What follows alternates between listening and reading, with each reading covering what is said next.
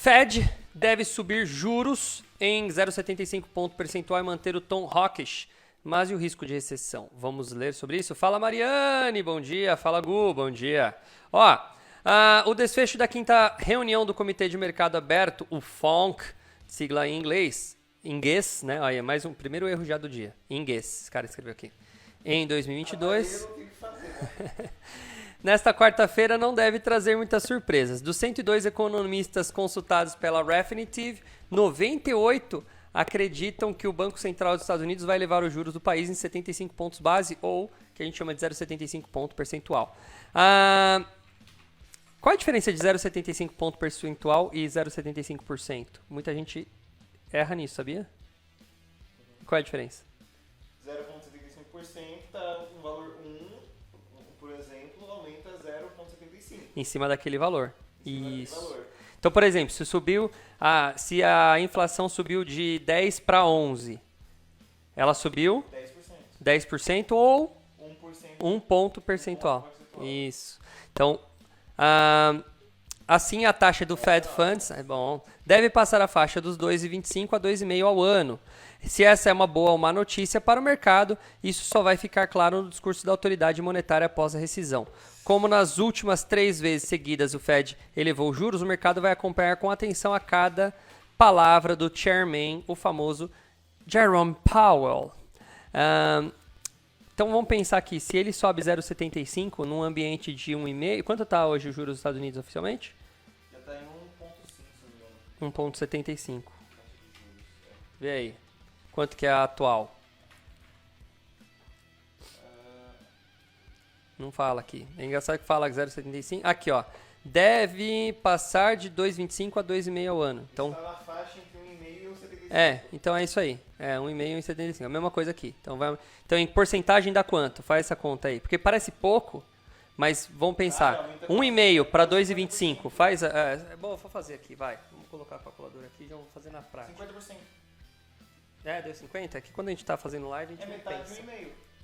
É verdade. 50%. É verdade, 50%. Boa. Se essa é uma boa ou má notícia para o mercado, isso só vai ficar claro no discurso da autoridade monetária após a decisão. Como nas últimas 3 vezes seguidas em que o Fed elevou os juros, o mercado... já li isso aqui, ô burro. Esperamos que Powell repita mensagens similares à reunião de junho, afirmando que a inflação está muito alta e que o Fed está comprometido em restaurar a estabilidade de preços e que alguma dor é necessária para trazer a inflação para baixo. Afirma o BOFA. Você sabe quem é o BOFA, Jonas? O Bank of America.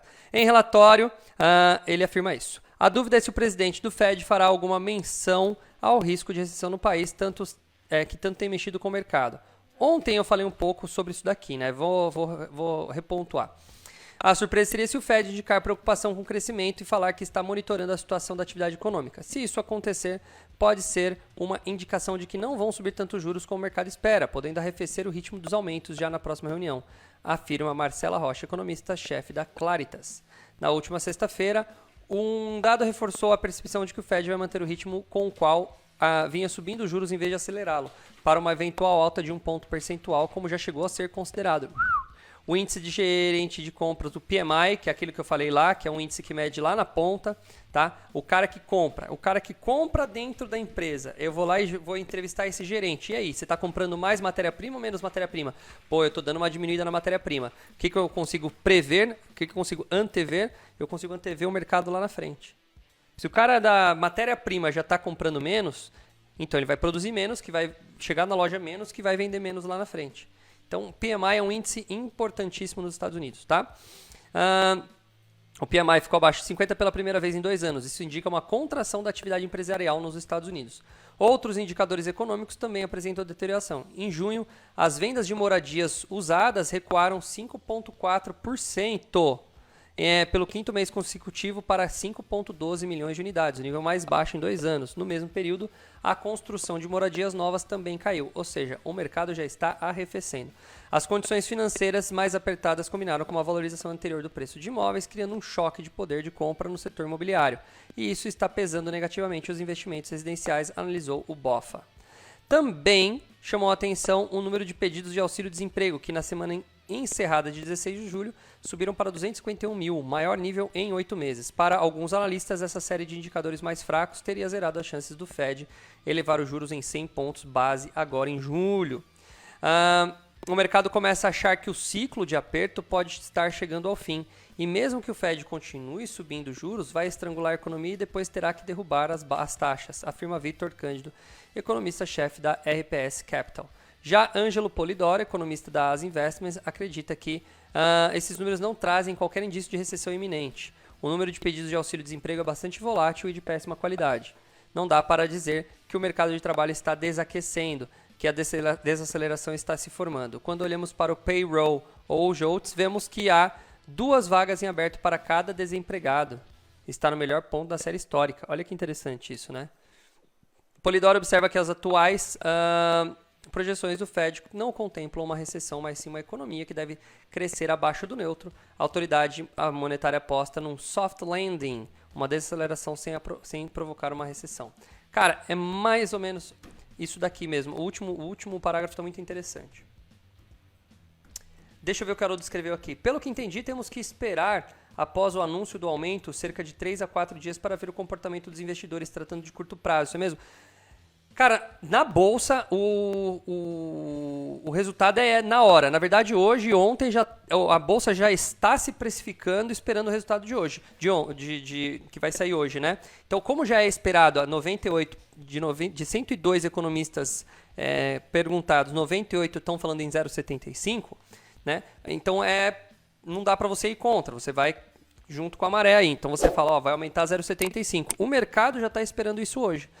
Então, aumentando 0,75, eles já começam a tirar dinheiro da bolsa e procurar renda variável. E isso está fazendo com que a bolsa mantenha-se, não suba ou até caia, né? Mantenha-se ali em lado ou até caia, por causa dessa migração do dinheiro. Cara, depois você entende a migração do dinheiro, você entende muito mais de bolsa de valores, tá? Então, o que vai acontecer é isso. Agora, vamos entender o que está acontecendo aqui.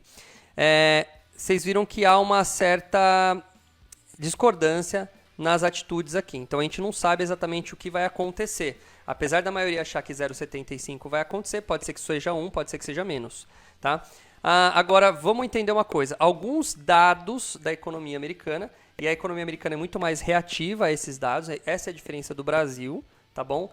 Pela primeira vez eu vejo o Brasil tomando uma atitude antes da americana, que é no caso a elevação dos juros lá no ano passado, mas de modo geral, por tradição, a economia americana é muito mais reativa. Então você está vendo o quê? Você tem o PMI mostrando uma queda, uma desaceleração, você tem aquela notícia ontem minha do Walmart e dos outros mercados que estão já diminuindo a sua compra de produtos discricionários e aumentando os consumos de item básico, porque prevendo crise. Na crise o cara compra o quê? Papel higiênico. Por que ele compra papel higiênico na crise? Eu não sei, é o medo de ficar com a bunda suja. Mas os caras vai bater um medo de crise e o povo corre pro mercado e compra papel higiênico, né? Então, isso acaba fazendo todo esse desnivelamento da situação aí. Então, a gente já está percebendo uma diminuição no consumo, tá, americano. E isso pode fazer com que os caras de última hora falem, pera aí, vamos mudar, já deu uma desacelerada, vamos deixar para a próxima reunião? E aí, para a próxima reunião, a gente vê o que a gente faz. Então, talvez eles não joguem o 0,75, porque é 50% de aumento, né? Talvez eles coloquem um pouco menos. Não sei, então é isso que a matéria está dizendo aqui, que já está começando a fazer uma curva. Então, talvez para evitar uma recessão, eles não abaixem, não cresçam tanto esse juro, para que não caia tanto a curva de consumo, né? Porque se ela cair e os preços se estabilizarem, já está bom. Então, você tem diminuição do número de moradias novas, né? Construção de novas moradias. Você tem diminuição de casas usadas sendo vendidas, ou seja, o dinheiro já está dando uma circulada mais devagar, né? Então, talvez esses números façam com que os economistas ali do Fed tenham outras decisões. Haroldo disse aqui, mas isso altera o comportamento das ações de empresas brasileiras por conta da alta do dólar mais? Sim, cara.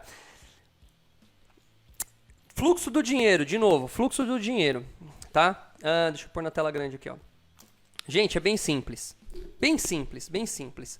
Existe um negócio chamado custo de oportunidade, tá? Eu preciso aproveitar a oportunidade. E existe o retorno versus risco. O que é o... Eu tenho dinheiro. Vendi uma casa, essa casa custa R$1 milhão. Do brasileiro, tá? Eu tenho R$1 milhão. Não vou fazer nada com ele agora. Eu tenho várias opções de investimento. Eu posso pegar R$1 milhão e comprar um negócio, investir num negócio, sei lá. Será que... O que custa R$1 milhão hoje para você investir, para você montar uma empresa? Sei lá, um posto de gasolina, será que custa R$1 milhão? Acho que custa mais, né? Acho que uma boa lanchonete, um bom restaurante. Um restaurante, um restaurante. Então, vamos montar um restaurante. Aí o cara começa a pensar, tá? Primeiro, qual é o risco que eu tenho, qual é o retorno e qual é o trabalho empregado que eu vou ter em cima daquilo. Pô, e tal, e o cara vai começar a pensar naquilo. Tá, essa é a opção número 1. Abrir um restaurante, abrir uma loja não sei do que, uma loja de roupa, de departamento, enfim. Aí ele fala, não, mas eu posso, o juro tá alto, né? O juro tá alto aqui no Brasil. Eu posso colocar esse dinheiro na renda fixa. R$1 milhão vai me render X valor e eu não preciso nem trabalhar, nem fazer nada, meu dinheiro tá ali rendendo. Só que também tem a inflação que tá comendo, então o dinheiro tem que render acima da inflação para valer a pena e tudo mais. Mas o cara começa a fazer isso. Aí ele tem... Agora, quando a gente fala de valor maior, o cara fala assim, peraí, mas eu posso colocar esse meu dinheiro em outro país também. Quando o brasileiro aqui, tá aqui com dinheiro brasileiro, ele está num ambiente de juro alto, mas a gente sabe que o Brasil tem mais risco, né? Apesar de o Brasil ser um país que honra suas dívidas, o Brasil tem mais risco em relação a outros países. Então, os grandes investidores lá de fora que metem bilhões de dólares em algum lugar do mundo, eles vão levar em consideração o risco. Eles não são brasileiros. É um cara lá da Turquia que tem alguns bilhões de dólares no bolso, ele fala, cara, onde que eu vou colocar essa grana? Vou abrir um negócio na Turquia, vou abrir um negócio na Malásia, vou levar esse dinheiro para um ambiente de juros altos, de ambiente de juros... Então ele vai começar a fazer essas ponderações.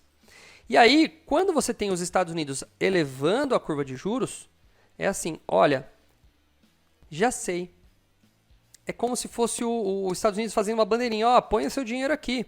Então, isso chama a atenção, o cara fala, já sei, vou mandar esse dinheiro para os Estados Unidos, vou guardar lá, o juro está alto lá, esse dinheiro está protegido, moeda forte, ponto. Porque quando ele leva o juro também, ele acaba trazendo muito dinheiro e sua moeda fica forte. Então, ele acaba fortalecendo o dólar. E aí, com isso, o fluxo do dinheiro começa a virar. Onde estava indo para outros lugares anteriormente, os Estados Unidos muda isso, o pessoal muda de rota. Entendeu? Então é isso que vai fazer. Claro, vai fazer cair a bolsa brasileira. É normal, né? É bem provável que caia, porque o dinheiro desvia. O cara, eu ia colocar na bolsa que eu ia comprar Petrobras, eu ia comprar sei lá o quê. Ele tende a mudar a direção e ir para os Estados Unidos. Tá? Estados Unidos é o maior país do mundo, então a gente tem que entender que ele chama atenção. Entendeu mais ou menos, Haroldo? É o fluxo do dinheiro, cara. A gente tem que entender isso. Quanto mais a gente olhar entrada e saída de investimento dentro de uma bolsa de dinheiro internacional, a gente já começa a entender. Quando você acompanha dólar e sabendo o porquê da subida e da queda do dólar, você já começa a entender. Bom, como eu estou no Brasil, os principais aqui que eu tenho que olhar é dólar, euro e real. Os três principais. Eu tenho que sempre ver essa dinâmica entre os três. Tá? Por quê? Porque aí eu consigo entender. Por exemplo, quando você vê o euro pareando com o dólar, só tem dois motivos. Ou o dólar subiu, ou o euro caiu. Ou os dois ao mesmo tempo, para eles ficarem pareados. Né? Então é isso que aconteceu aqui no Brasil. A gente vê aqui o dólar e o euro estando no mesmo valor. Então, nesse caso, quando o dólar pareou com o euro, ficou de 1 para 1, a treta está entre os dois ali, né? Então eu vejo que o euro caiu e o dólar se manteve. Na verdade, o dólar deu uma leve subida no geral no mundo. Tá?